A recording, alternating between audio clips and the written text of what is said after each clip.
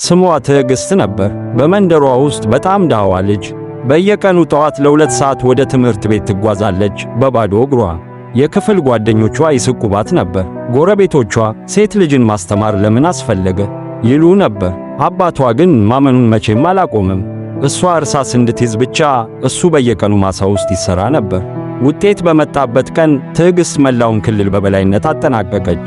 ሙሉ ስኮላርሺፕ፣ አዲስ አበባ ዩኒቨርሲቲ ሮጠች። በሕይወቷ ከሮጠችው በላይ በፍጥነት ሮጠች። አባባ የእሱን ፊት ለማየት ጓጉታ ነበር። ነገር ግን ማሳው ላይ ስትደርስ እሱ ቀድሞውኑ መሬት ላይ ወድቆ ነበር። ጎረቤቶቹ ያለቅሱ ነበር። ዛሬ ጠዋት ነው የወደቀው አሏት። እጁን ያዘችው።